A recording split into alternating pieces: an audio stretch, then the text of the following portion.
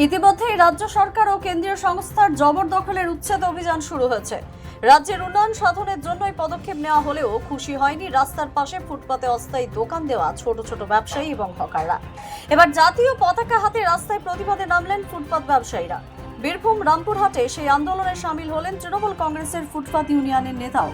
বীরভূমের ডাকবাংলো পাড়া মোড়ে জমায়েত করেন ফুটপাতের পুরুষ এবং মহিলা ব্যবসায়ীরা এবং তাদের পরিবার।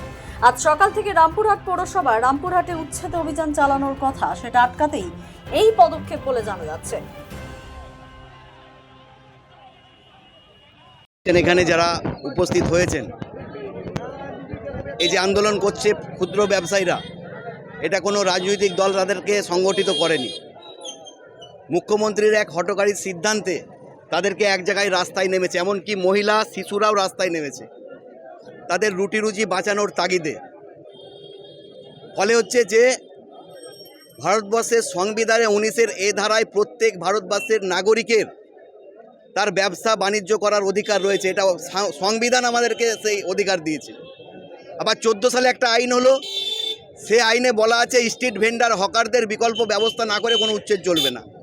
তাহলে রাজ্য সরকার এই আইনকে কার্যকরী না করে শুধুমাত্র মধ্যবিত্ত এবং উচ্চবিত্ত কিছু মানুষকে খুশি করার জন্যে এই গরিবদের পেটে লাথ মারছে।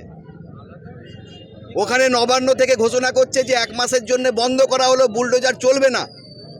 এখানে তার আধিকারিকরা এখানে বুলডোজার দিয়ে দোকান ভেঙে দিচ্ছে। ফলে কে সঠিক বলছে, মুখ্যমন্ত্রী না তার আধিকারিকরা? আজকে সবাই সংগঠিত হয়েছে, একটা দোকান আর ভাঙা পড়বে না, বিকল্প ব্যবস্থা ছাড়া কেউ এখান থেকে উচ্ছেদ আর হবে না।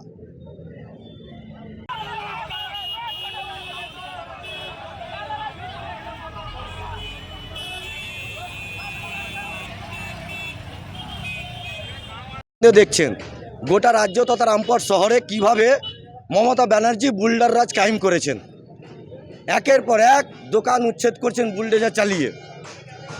তারই প্রতিবাদে এবং এই বুলডোজার রোখার জন্য আজকে আমরা সকাল ভোর 5টা থেকে ডাকবাংলা মোড়ে জমায়েত হয়েছি নিজের বাড়ির বউ বাচ্চাদেরকে নিয়ে। কারণ কোনো বিকল্প ব্যবস্থা ছাড়া একটাও দোকানের খুঁটি হিলবে না। এই লড়াই কোনো রাজনৈতিক লড়াই নয়। আজকে আপনারা ঘুরে দেখুন, কাউরির হাতে কোনো রাজনৈতিক ঝান্ডা নাই। কারণ এই লড়াই পেটের ভাতের লড়াই। পেটের ভাতের লড়াই আজকে ভোর 5টা থেকে সমস্ত মানুষ ডাকবাংলা মোড়ে জমায়েত হয়েছে। কারণ মমতা ব্যানার্জি গোটা রাজ্য তথা রামপুরহাট শহরে যেভাবে বুলডার রাজ কায়েম করেছে, আমরা উত্তরপ্রদেশে দেখেছিলাম, আমাদের পশ্চিমবঙ্গ তথা রামপুরহাটে কোনো দিন দেখিনি এই বুলডার চালানো। এই মমতা ব্যানার্জির রাজত্বে দেখছি।